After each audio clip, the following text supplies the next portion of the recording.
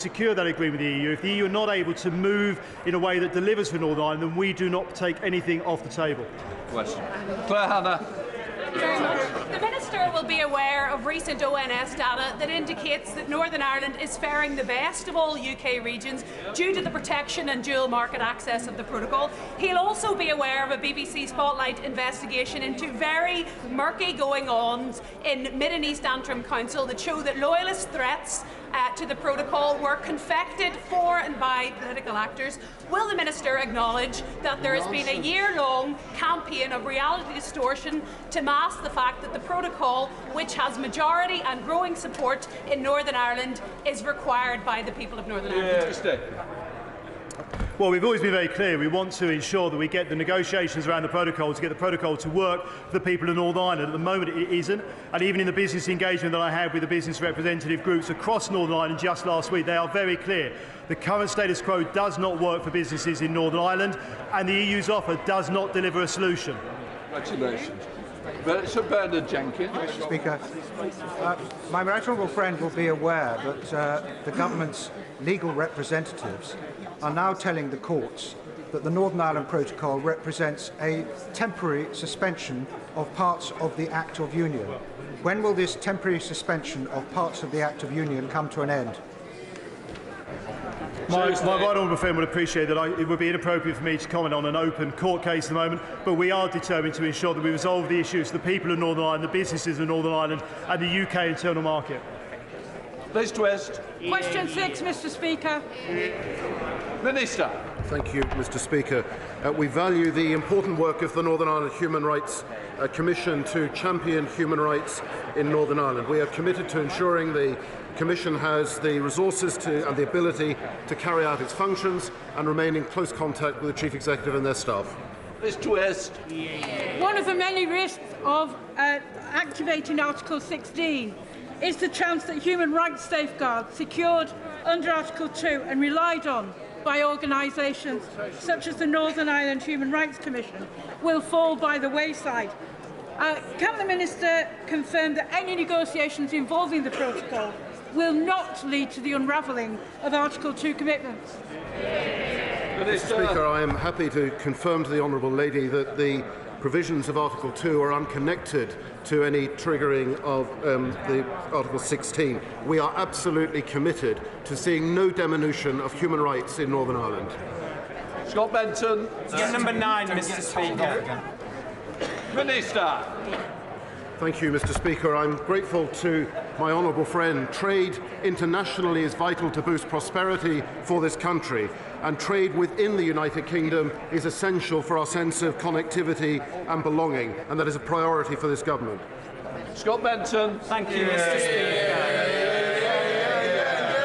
May I thank the Minister for his answer and the steps he's taken to support trade between Great Britain and Northern Ireland.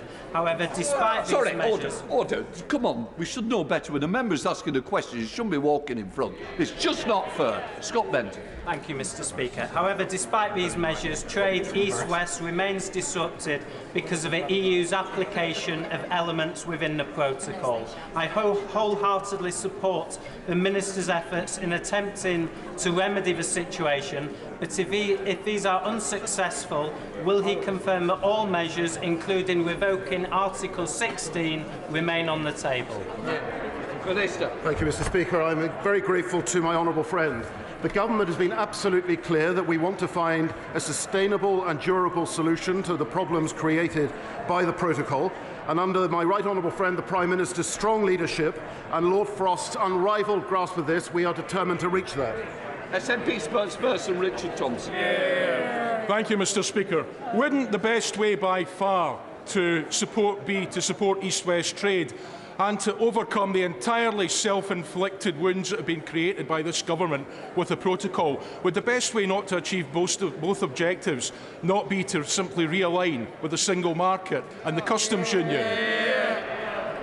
Well, Mr. Speaker, that's so 2016, isn't it? The SNP benches still are not reconciled to the democratic decision that the British people took to control their own destiny and leave the European Union. We are determined to find a sustainable and durable solution to the protocol, but my right honourable friend, the Prime Minister, Lord Frost and the Secretary of State are all clear that if that cannot be achieved, we will take whatever actions are necessary to secure the interests of the whole United Kingdom, including Northern Ireland. Final question, Ian Paisley. Thank you, Mr. Speaker.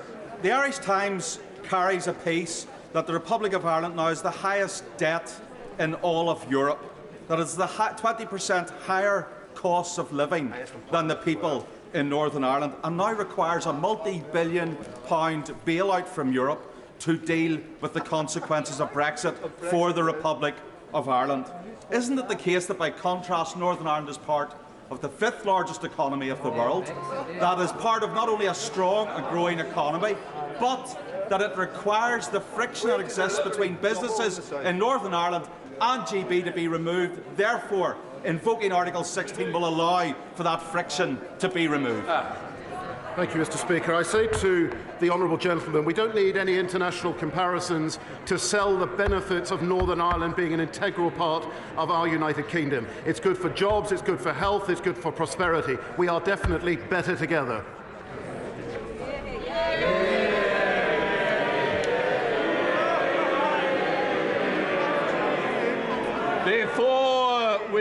Before we come to Prime Minister's questions, I would like to point out that the British...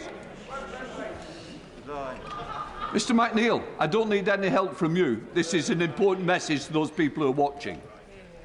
Before I come to the Prime Minister's questions, I would like to point out that the British Sign Language interpretation of proceedings is available to watch on the Parliament Live TV. We now come to Prime Minister's questions. Nicola Richards. Mr. Speaker, may I begin by saying that I understand and share the anger up and down the country at seeing Number 10 staff seeming to make light of lockdown measures.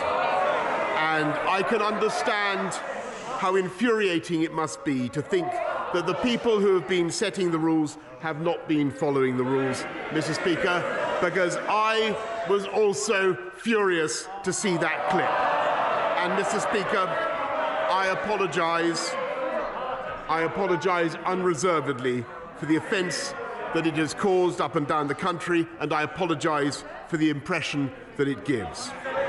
But I repeat, Mr. Speaker, that I have been repeatedly assured since these allegations emerged that there was no party and that no COVID rules were broken, and that is what I have been repeatedly assured. But I have asked the Cabinet Secretary to establish all the facts and to report back as soon as possible.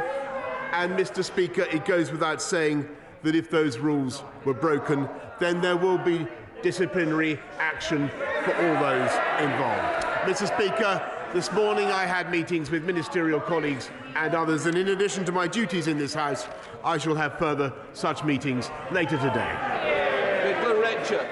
Mr. Speaker, bins left uncollected, council tenants being forced to live in damp and cold homes, £22 million lost on Providence Place land deal, and a £10 million overspend on SEND transport contracts which were almost awarded to Labour councillors' friends. Today the council's external auditors released a damning report that surprises none of us. Does the Prime Minister agree with me that 47 years of Labour control in Sandwell has done nothing but level down my constituency of West Bromwich East, and that my constituents in West Bromwich, Friar Park and Great Park deserve better? Yes, Mr. Speaker, I wholeheartedly agree with my honourable friend, because the instinct of Labour councillors up and down this country is yet again to level down rather than to level up. And I encourage her constituents to install a Labour council there as soon as possible, a Conservative council there as soon as possible, Mr. Speaker. We now come to the Leader of the Opposition, Keir Starmer. Thank you, Mr. Speaker. I heard what the Prime Minister said at the beginning of this session, but frankly it raises more questions than answers. Last week, I asked the Prime Minister, was there a Christmas party in Downing Street for dozens of people on December the 18th? The Prime Minister, the government, spent the week telling the British public there was no party. All guidance was followed completely. Millions of people now think the Prime Minister was taking them for fools and that they were lied to. They're right, aren't they? Mr. Speaker, I think the right honourable gentleman probably missed what I said at the beginning, but I apologise. I apologise for the impression that has been given that staff in Downing Street take this less than seriously. I'm sickened myself and furious about that. But I repeat what I have said to him, that I've been repeatedly assured that the rules were not broken. Order. And right, well, let's just do a little less, Prime Minister. It's important.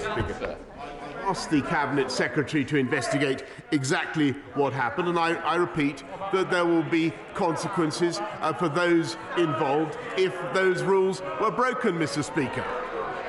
Keir Starmer.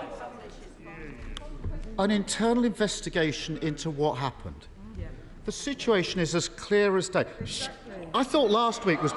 Mr. Speaker, I thought last week was bad enough. Surely the Prime Minister isn't now going to start pretending that the first he knew about this was last night. Surely. He's in his own house.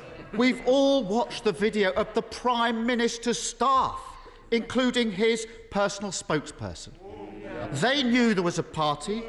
They knew it was against the rules. They knew they couldn't admit it, and they thought it was funny. It's obvious what happened. Anton Decker ahead of the Prime Minister on this.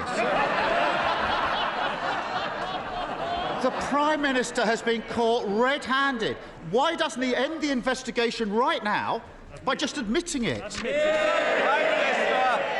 Because, Mr. Speaker, I've been repeatedly assured that no rules were broken, Mr. Speaker, and they may not.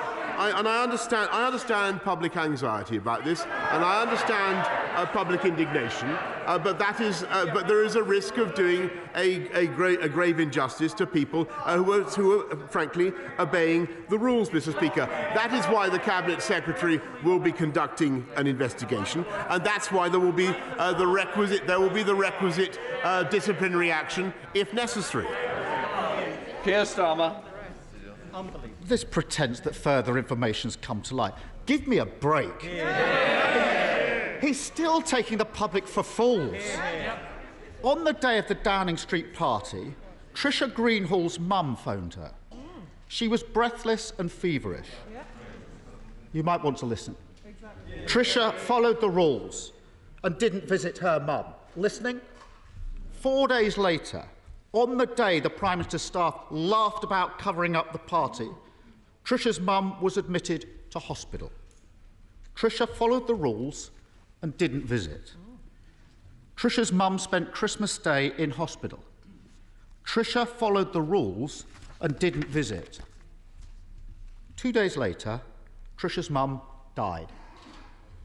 What Tricia wants to know is this: why did the Prime Minister expect her to accept that the rules allowed a Downing Street party but didn't allow her to visit her dying mother? Prime Minister. Mr. Speaker, the first thing to say is that, in common with everybody in this House, I extend my sympathies to the family of Tricia, and of course I understand to Tricia and her family, and I understand the pain of everybody who has suffered throughout this pandemic. And I know that the implication that he is trying to draw, that the case that we're now investigating somehow should undermine public confidence in the measures that we're taking. I think that's the point that he's trying to make. But I may say to him, Mr. Speaker, I think it is a great mistake to try to play politics with this issue. And I think that is what he is doing. I think that is what he is doing. And the public, Mr. Speaker, will not like to see. I don't think the public do want to see confidence in their measures, in these measures, undermined. And we are taking I think they can see the difference, Mr. Speaker. We are taking the steps necessary to protect the public, above all, Mr. Speaker, by rolling out the vaccinations, and rather than focusing on the events of a year ago, Mr. Speaker, that is what we are focusing on, and that is what I think the public will understand. Keir Starmer. But it's not just the events of a year ago, is it? We are facing a new variant. Yep. We may well be in Plan B this afternoon. Even the Prime Minister, must understand the damage he's done to his credibility in enforcing the rules now and in the future. Exactly. Tricia made an enormous personal sacrifice to do the right thing, to follow the rules and help defeat the virus. That's what she was asked to do. Most people were just like Tricia last Christmas. No one was dreaming of a Zoom Christmas, turkey dinners for one, gifts exchanged at service stations. But the virus was out of control. 489 people died of COVID on the day of the Downing Street party. So the British people put the health of others above themselves and followed the rules. Isn't the Prime Minister ashamed that his Downing Street couldn't do the same? Prime Minister. Mr. Speaker, I've said what I've said about the events on December the 18th. They will be properly investigated, and Mr. Speaker, I will place a copy of the Cabinet Secretary's report in the library of the House of Commons. But what people should not do is lose focus on what we are trying to do now. Rather than, of course, we will deal with the events of what may or may not have taken place on the 18th of December last year, Mr. Speaker. But what I think we need to focus on today is what we're doing to roll out the vaccinations across this country, and what we're doing to protect the public. And he is indeed right, Mr. Speaker, that we now have in the Omicron variant, a variant that is spreading much faster, Mr. Speaker, than any variant that we've seen before, and that is what we need, with great respect to the right honourable gentleman, to focus on. And that is why I ask everybody to go and get their booster jab as soon as they're called forward. Starmer. The Prime Minister apparently wants us to focus on what's happening today. There were no government spokespersons on the media this morning. I see the Health Secretary has made it to the chamber. And that's the point, Mr. Speaker. This virus isn't defeated. We're going to face other tests where the British people may be asked by their leaders to make further sacrifices for the greater good. Her Majesty the Queen sat alone when she marked the passing of the man she'd been married to for 73 years. Leadership, sacrifice, that's what gives leaders the moral authority to lead. Does the Prime Minister think he has the moral authority to lead and to ask the British people to stick to the rules? Not only that, Mr. Speaker, but the Labour Party and the Labour leader in particular have played politics, Mr. Speaker, throughout this pandemic. I've got to hear what the Prime Minister is saying, because if I don't know when something is said, and I must hear the Prime Minister. Prime Minister. Yes, Mr. Speaker, and if I may say so, throughout this pandemic, the Leader of the Opposition in particular has done nothing but play politics to try to muddy the waters, to confuse the public and to cause needless confusion about the guidance. The public, Mr. Speaker, have not been so confused, and they have not been fooled, and they have got on with implementing the guidance, and they have got on in particular, Mr. Speaker, with showing great commitment to the health of this country by going forward to get vaccinated. Order. Prime Minister. Mr. Streeting, we've had this the week before. I'm not having this every week. No, if you want to be on the front bench, behave like you're meant to be there. Prime Minister.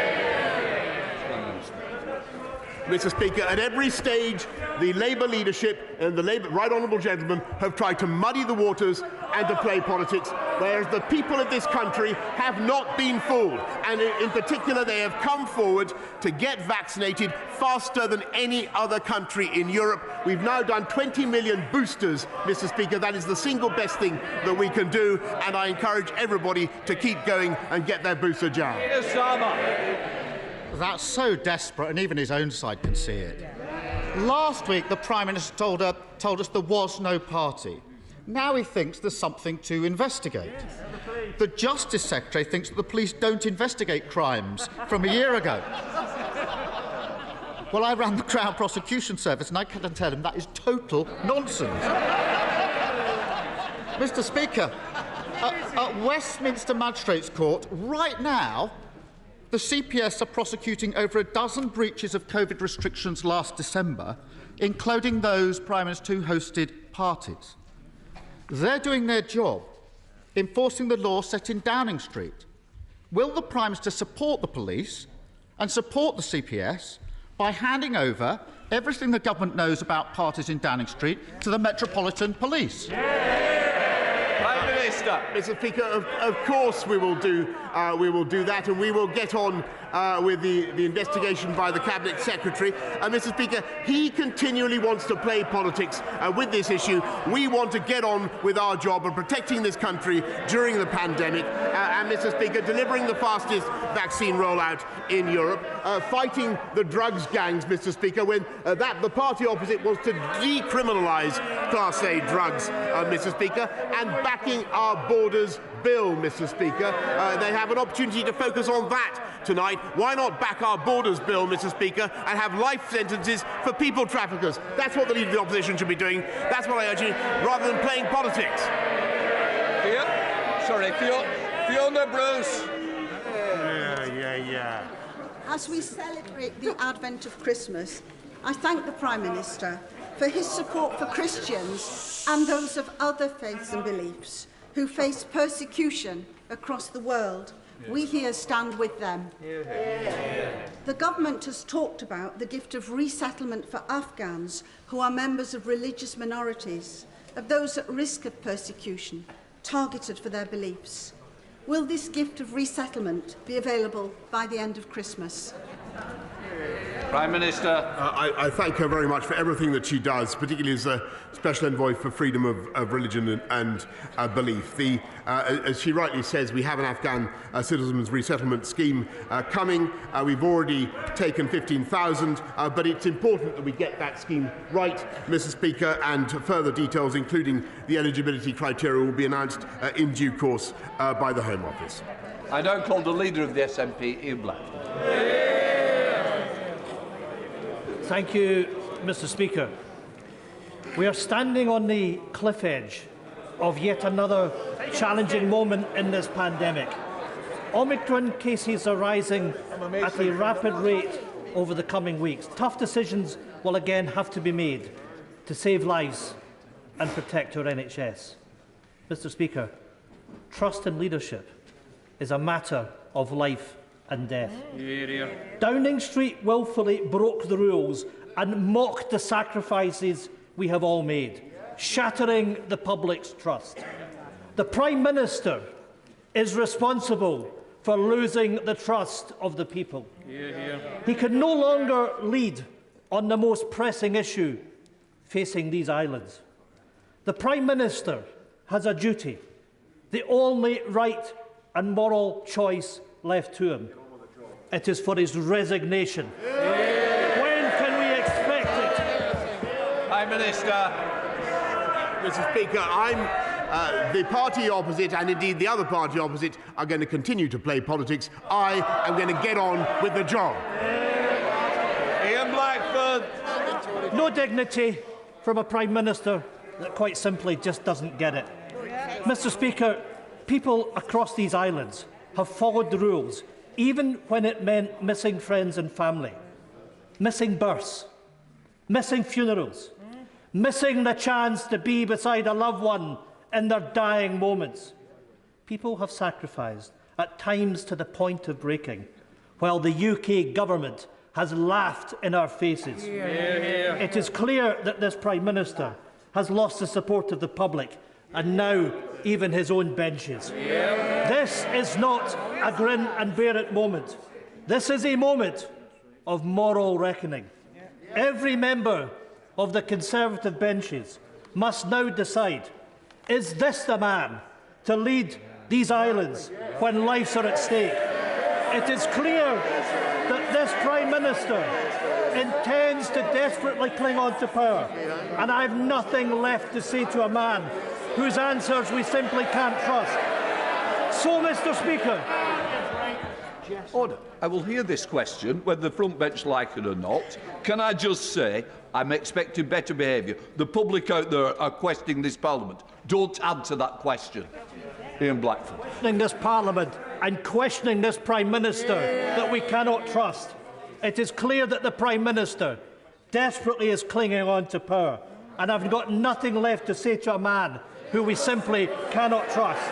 So, Mr. Speaker, it is time for members in this House to act. If he doesn't resign, then he must be removed. Prime Minister. Mr. Speaker, I thank the right honourable gentleman for his vote of support and thanks, vote of confidence. But I can tell him that I am going to get on with the job, and I believe that that is what is the right thing to do. And I think it is very, very sad that when the public need to hear clarity from their officials and from politicians, the parties opposite are trying to muddy the waters about events or non-events of a year ago, Mr. Speaker, and that is what they are doing today. We now have a closed question. Bob Seeley. Number 5, please, Mr. Speaker. Prime Minister. I thank my honourable friend, who is an excellent champion for the Isle of Wight, and I know there is ongoing discussion between Isle of Wight and the Department for Levelling Up about the unique circumstances of the island, including the discussions about the possibility of a county deal. Bob Seeley. I thank the Prime Minister for his response. Will the Government accept the findings of the independent study that it itself commissioned this summer into a long-term, fair funding settlement for the island, the final calculations of which are due imminently? And in doing so, will he help me to right a wrong which has been ongoing now for the island, for my constituents, for some 6 decades? Thank you. Prime Minister. I thank my honourable friend very much. He will understand it's not easy to break down the costs that apply to the service delivery on the island, but I know the Department is carefully considering the details of the study he mentions, and I'm sure the relevant minister will keep him updated. Sir Geoffrey Donalds. Thank you, Mr. Speaker. In view of the harm caused to political stability in Northern Ireland and to our economy by the Northern Ireland Protocol, noting the lack of progress in removing the Irish Sea border, and recognising that Unionist consent for the Protocol is not forthcoming, what urgent steps does the Prime Minister and his government intend to take to honour his commitment to restore Northern Ireland's place fully within the UK internal market and to safeguard the political institutions in Northern Ireland? Prime Minister. I thank the right honourable gentleman, and he and I have discussed this extensively, and he knows that we share a view that the protocol is not working in the way that it needs to in order to guarantee the Belfast Good Friday Agreement. I don't believe things need to be that way. I think it could be worked differently, and we want our EU friends and partners to understand that, and we will continue to work with them to get them to see things in the way that people on both sides of the Irish Sea see them. But in the meantime, Mr. Speaker, we do not remove the possibility of invoking Article 16 to protect trade between Great Britain and Northern Ireland. Bob Blackman. Thank you, Mr. Speaker. This week, thousands of my Hindu constituents and millions worldwide start the birth centenary celebrations of the birth of His Holiness Swami Maharaj. His life was given over to people of all castes, races and religions. He was, of course, the inspiration behind the world-renowned Neasden Temple and hundreds of other temples. Will my right honourable friend join me in joining that celebration and giving good wishes to all Hindus across the world? Prime Minister. I thank my honourable friend for raising this, and I was delighted and I thank the Hindu community for their amazing contribution to this country. I was delighted to visit Neasden Temple last month and to hear about all they've done during the pandemic, and I wish everybody in that community and all those celebrating all the very best. Kirsten Oswald. Thank you, Mr. Speaker. The chaos of this government is a distraction from the serious decisions it should be taking. We all know that the Chinese government denies basic human rights to China's minority religious communities. The repression of the predominantly Muslim Uyghur population in Xinjiang has been condemned as an act of genocide. In the face of these abuses, President Biden has decided US diplomats will boycott the Beijing Olympics. New Zealand and Australia have followed suit. It's International Human Rights Day on Friday, so will the Prime Minister raise his eyes from his chaos and commit the UK to joining the diplomatic boycott, or does his desperation for trade deals trump human rights? No, Mr. Speaker, because we make all those points regularly to the Chinese, and indeed I did to President Xi when I talked to him recently. As I've said before, we do not support sporting boycotts, but there are no plans for ministers, certainly no plans for ministers to attend the Winter Olympics. Dr. Carol-Angels. Thank you, Mr. Speaker. Mr. Speaker, many of my constituents in Sleaford and North Hykeham are struggling to access an NHS dentist, leading to pain and suffering, in particular for children, military families and veterans. My right honourable friend has invested a record amount of money in the NHS. Does he agree with me that some of this money must be used to level up dental care provision? Does he share my surprise that there is no dental school in the East Midlands, and will he back my campaign for a dental school in Lincolnshire? Prime Minister. Mr. Speaker, I know that Health Education England are working extensively in Lincolnshire to improve the recruitment and retention of dentists. I understand that they agree with her about the uneven distribution of dental schools throughout the country, and I'm sure as they consider their next steps, they will have heard her appeal. Mary Kelly Ford. Thank you, Mr. Speaker. Storm Orwen left thousands of people in Bear Park, Ludworth, Sherburn and Waterhouses without heating or electricity. Yet it took 5 days for a ministerial statement to be made and a week to send in the army. My constituents weren't just left without power, they were left without a government that cares. Can the Prime Minister look me in the eye and honestly say that he did everything he could as soon as he could to help the people of Durham? Prime Minister. Yes, I can, Mr. Speaker, and I can tell her that I was in contact with representatives of the local authorities, of the Army, of Northern Power Grid and others to see what more we could do to assist them in restoring power. And I sympathise very much with the families who lost power for an unconscionably long period, Mr. Speaker, and the House will have heard the explanation of the various electricity companies about why that was so. We must learn the lessons from storms Arwen and Barra and make sure nothing like that happens again. David Warburton. Mr. Speaker, I know we'll all agree that our vaccination programme has been a tremendous success.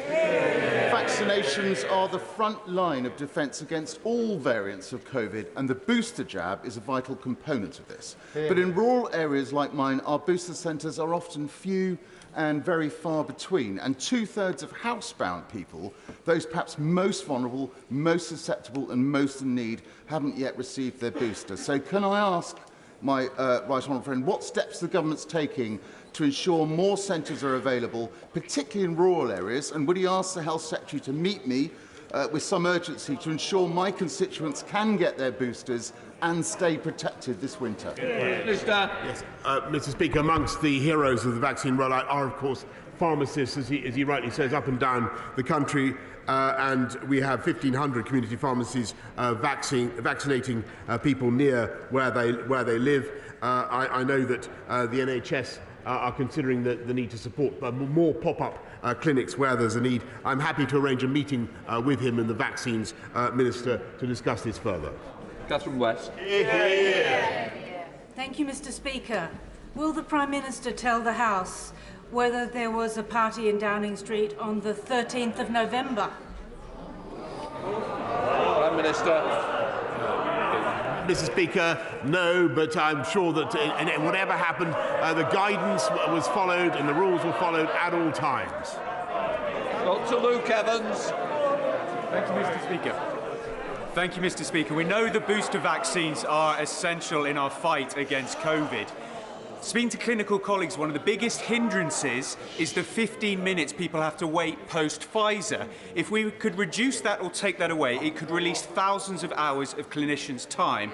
So will the Prime Minister ask the MHRA and the JCVI to look to see if it is safe to do so, particularly for those people receiving their third Pfizer booster? Prime Minister. My honourable friend makes a very good point, and I can tell him that we are in the process of reviewing the 50-minute waiting requirement for both booster doses, and we continue to be guided by the JCVI and the MHRA. Catherine Smith. Thank you, Mr. Speaker.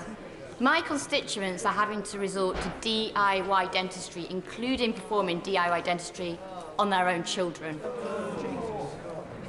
Money, not anything has been allocated to NHS dentistry. So can the Prime Minister explain why my constituents cannot access an NHS dentist? Prime Minister. I thank her, but we're putting record funding into the NHS, including into NHS dentistry. And if she'd like to write to me with the cases that she mentions, I'd be happy to take it up with the Secretary of State for Health. Stuart. Thank you, Mr. Speaker. On many occasions, the Prime Minister has spoken, I know, to primary-aged children about careers and the opportunities that are ahead of them. Does my right honourable friend agree with me that every child should have the chance to meet adults from different professions, different backgrounds, to be inspired for the future, and that this could play a major part in delivering the Levelling Up agenda? Prime Minister. Yes, Mr. Speaker, and I thank my honourable friend, and it's absolutely true that throughout our career strategy, we've invested so far £2 million to support career-related learning in primary schools, and as anybody in this House will know, you get the most extraordinary questions from primary schools children, and they are often very, very ambitious for their futures. Jack Dromey. Mr. Speaker, Jane wrote from Erdington. Her father, Vince, died of COVID. 5 days later, her sister died of COVID. She is devastated and appalled at recent revelations as to what has gone on in Downing Street. She asks this question of the Prime Minister: does trust in British politics matter? Yes, it does, Mr. Speaker, and that's why it's so absolutely vital that, of course, we should get to the bottom of whatever may or may not have taken place on the 18th of December last year, but we need to focus on what's happening this year, Mr. Speaker, and I urge her and everybody else to get their booster jab and to look after themselves. Mr. Speaker, at the moment, indecent exposure or flashing is illegal offline, but not online. I really welcome my right honourable friend's support for that to change when he spoke to the Liaison Committee in November. Will he support outlawing cyber flashing and other forms of sexual image abuse online in the forthcoming online safety bill when it comes to this House? I thank my right honourable friend, and she's right to draw attention to that phenomenon of cyber flashing, and it is one of the issues that is being addressed by my right honourable friend in the Online Harms Bill. John McNulty. Thank you, Mr. Speaker. Last year I asked the Prime Minister what progress had been made delivering his pledge to buy 4,000 ZEBs by 2024. The budget and the spending review confirmed the UK Government planned investment will not reach that target. As Vice Chair of the Bus, Coach and APPG, let me tell the Prime Minister, bus manufacturers have no orders from his Zebra scheme. Production lines in Falkirk, Ballymena and Scarborough desperate to start orders and deserve better than this.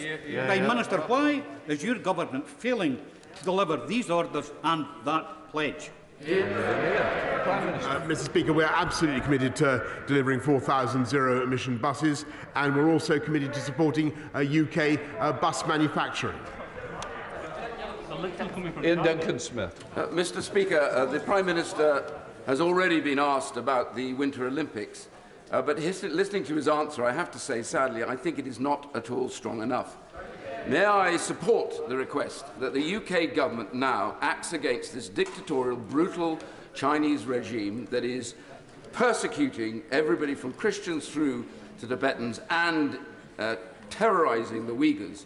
Would the British government follow suit to the Americans, the Australians, even the Lithuanians, and please, please, I beg of him, give a lead for human rights and make a diplomatic boycott of these Olympic Games? Prime Minister.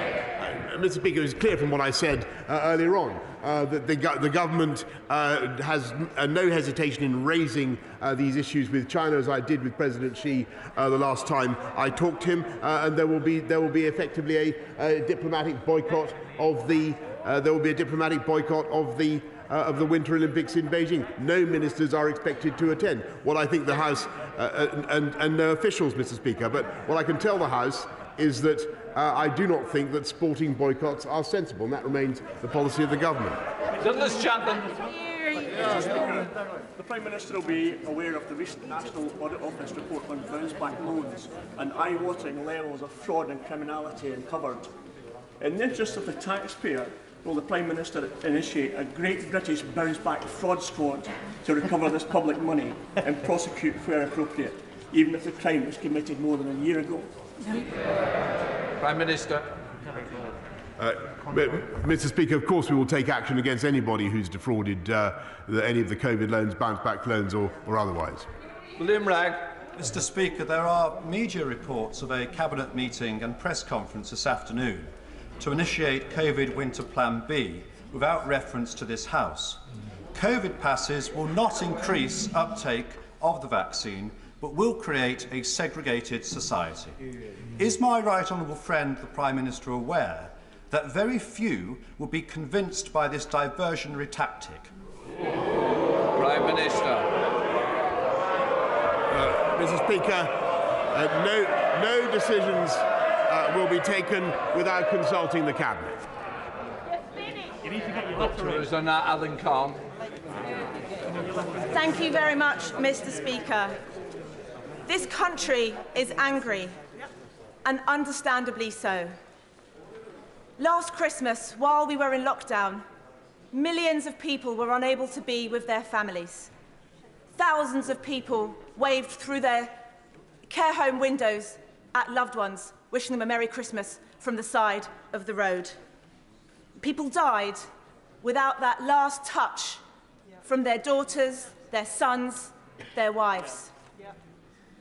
Working in intensive care, I wept behind my mask as 3 children, talking to their dying mother on an iPad, begged her to wake up.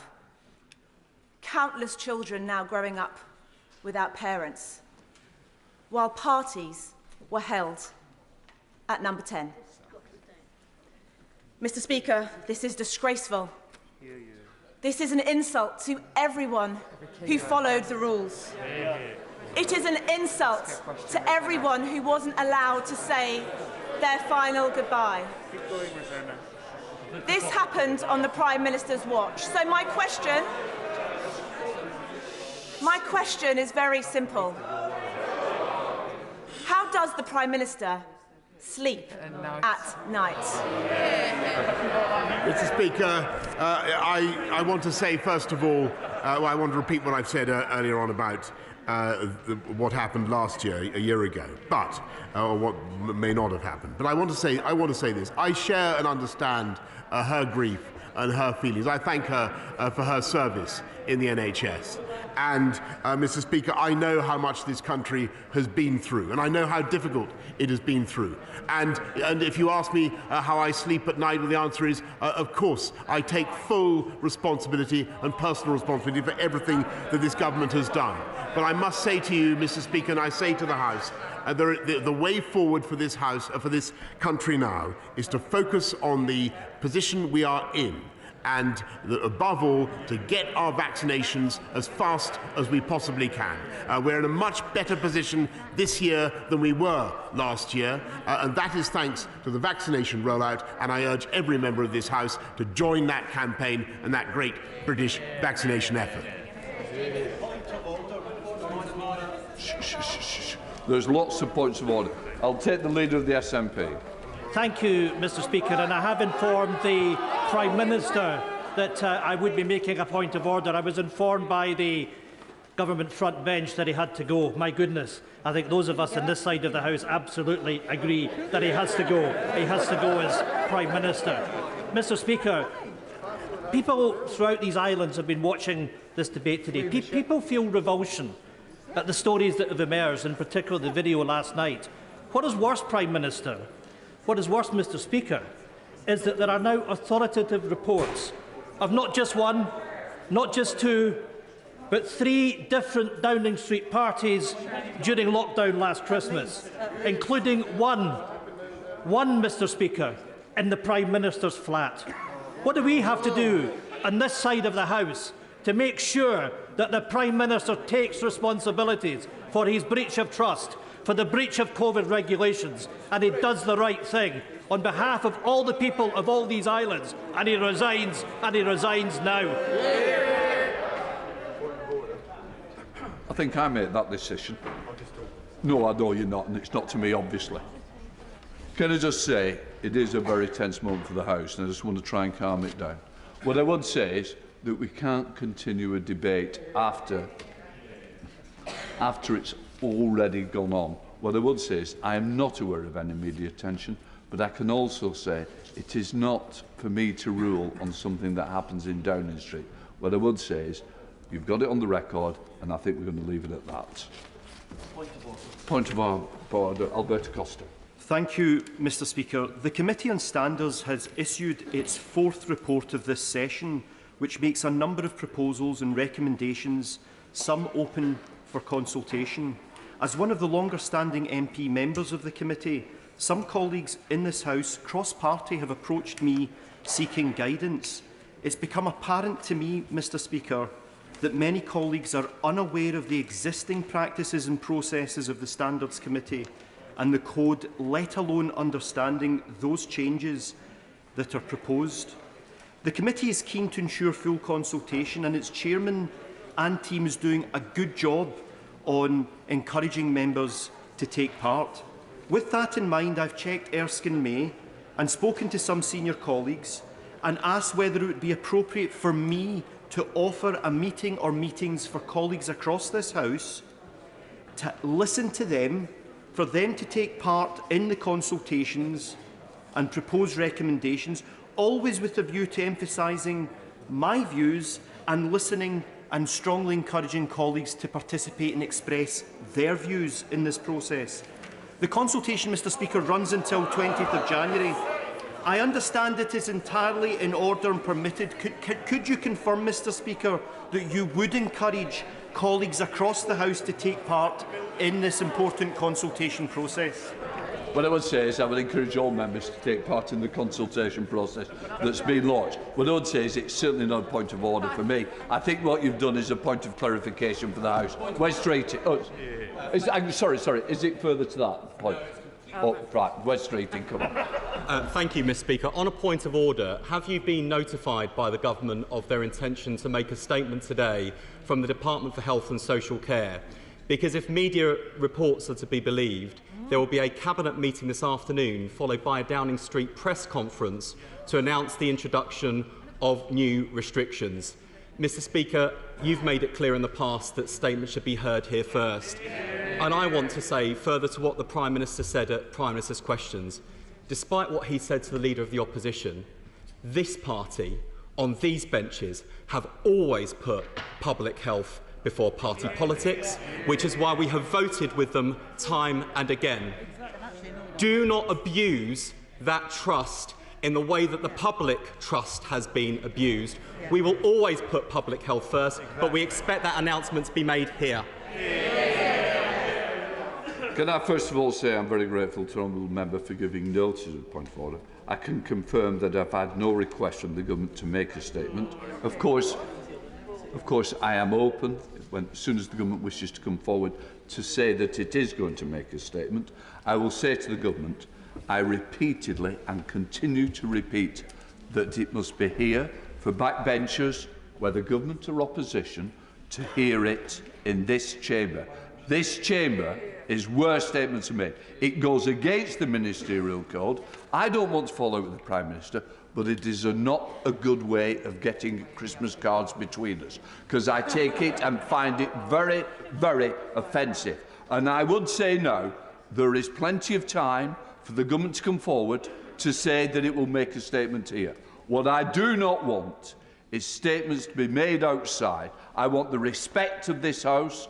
I expect government to make sure they respect their own backbenchers, because I do if he doesn't. So I would say this is a chance for all to make sure this House hears it first. I hope, with my voice, they should be able to hear it now in Downing Street, because I will make sure that they do. So please, let us not take this House for granted. And I stand firmly behind all the members of this House that it must be here first. Sorry, we're going through them. Sorry. Florence Session-Lumley, please. Thank you, Mr. Speaker. On the 3rd of November, I raised the tragic case of my constituent's mother, who sadly died by suicide, and the Prime Minister agreed to meet with me. Mr. Speaker, how best can I get that meeting? Because essentially the Prime Minister is now refusing to meet with me. What I can say is I will write to the Prime Minister to remind him that he did promise to have a meeting with you. I will pass on those remarks, and I'm sure the front bench will have heard it as well. And I would say, when people do make statements they will meet, they should honour that. All members of this House count. All members matter. Sorry, where are we going to go? Alistair Carmichael. Thank you very much, Mr. Speaker. And further to the point of order from the Shadow Secretary of State for Health, successive government ministers have promised that vaccine passports will not be introduced without the prior approval of this House. But yet it is reported today that they are going to do exactly that. What can you do, Mr. Speaker, to protect the position of this House and to ensure that government ministers keep the promises they have made to it? First of all, I don't want to continue a debate we've already answered to. What I would say is I expect and I know that your voice will be heard, and it's certainly on the record. Right, Mark Pritchard. Thank you, Mr. Speaker. I just need your clarity, if I may, on a point of procedure. Earlier, the Leader of the Opposition invoked Her Majesty the Queen in the political exchange. And I thought there was guidance. Order. No, I'm not going to even enter into that. If you look at yesterday's order paper, you will find that someone from the other side did. It was in passing and not part of the dates. Christopher Chope. Mr. Speaker, further to the points made about the need for the government to come to this House if it has anything to announce today, would you exceptionally permit the use of the urgent question procedure if there isn't a statement offered, so that we could put down an urgent question this afternoon for answer today? So I will be very willing to look if it's feasibly possible to see if we could use a UQ if there is a way round the rules, because I'd be more than willing to accept if the government wasn't willing to come forward with a statement. I totally agree. A statement would be beneficial. As I say, I'm sure Downing Street wouldn't let the members of this House down. Catherine West. Thank you, Mr. Speaker. And your advice has been very valuable today. I wonder if you could extend it just more to, I feel from my question 6 in Prime Minister's questions that there were some inconsistencies in the reply. I'm wondering, could you please advise me of next steps in managing the matter? Unfortunately, I'm not responsible for the answers. It's as simple as that, and I certainly don't want to be.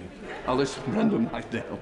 Following on indeed from that, Mr. Speaker, and with reports swirling in the last few minutes, in fact a half hour, would you, Mr. Speaker, accommodate and encourage a statement from the Prime Minister on just how many parties they've had in government buildings and when during the COVID restrictions?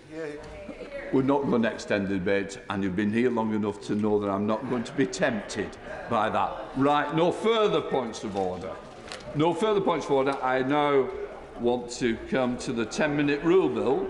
And I'm going to let members leave before I call the member. 1 second. Please, can we all leave orderly? All right. Yeah, thanks. Sorry for being round. Do I not? He is not. Right, let's start with 10-minute rule bill. Paul Howell.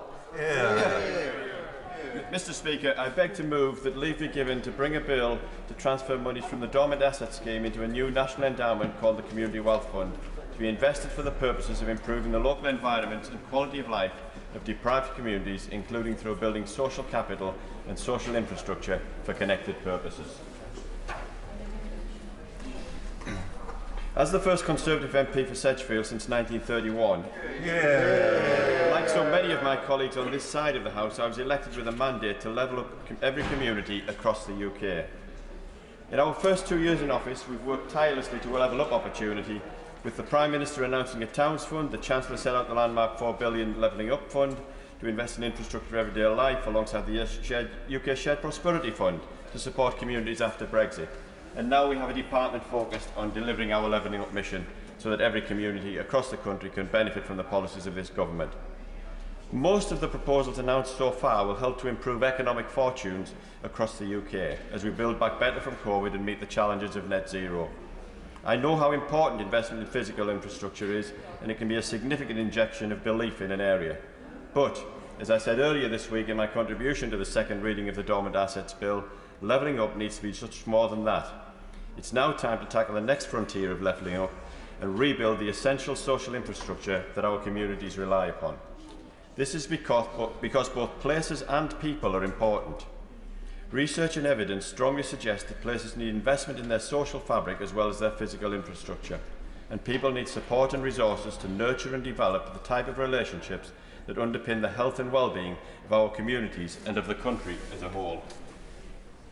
We've seen the benefits of such strong social connections over the past year as local residents stepped up during the pandemic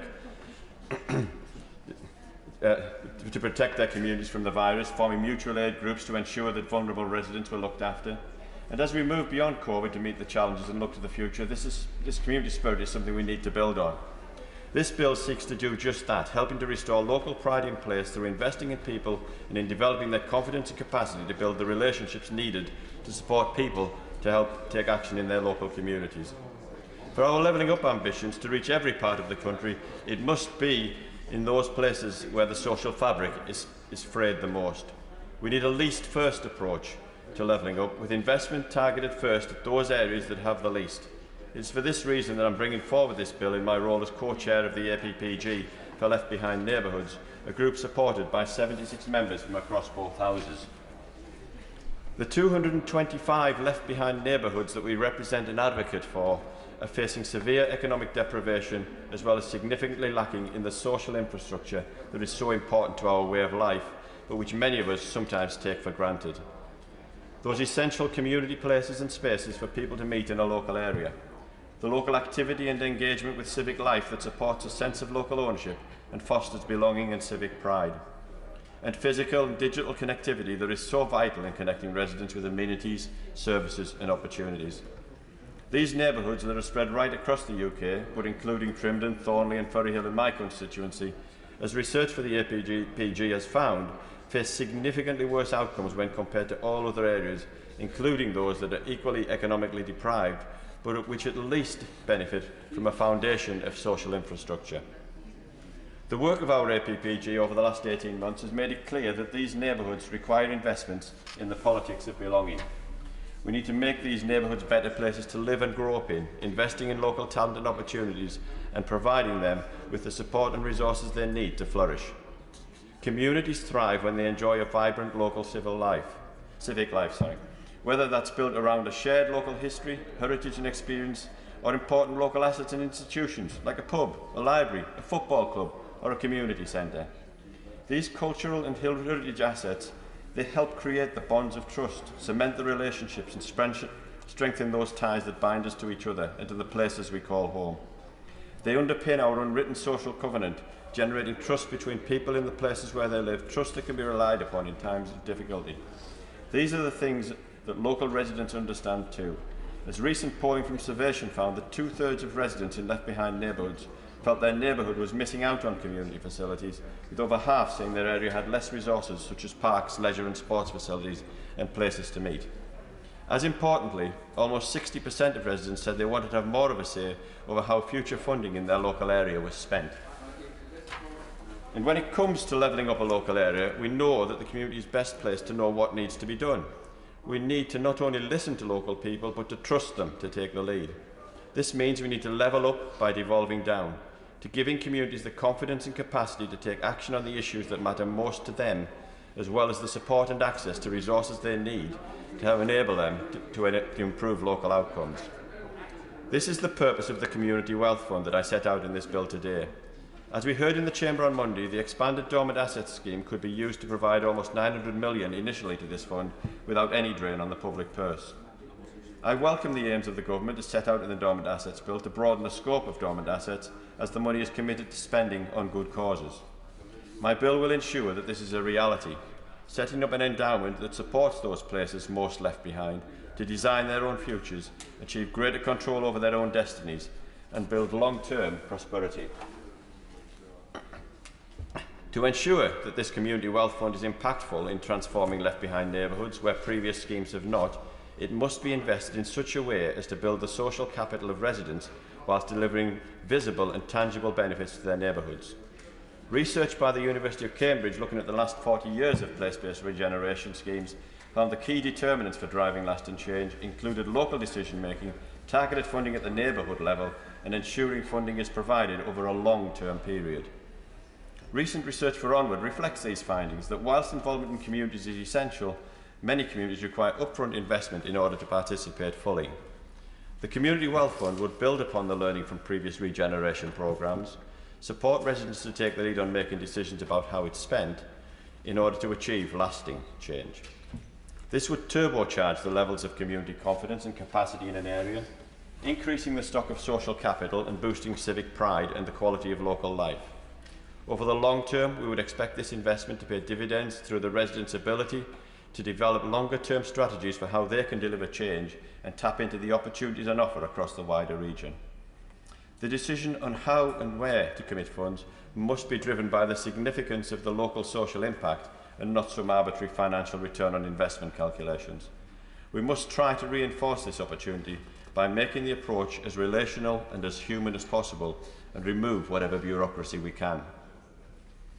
I welcome the fact that the Government confirmed in the second reading that it is not opposed to considering community wealth funds and that the idea is actively being considered as part of the Levelling White Paper discussions.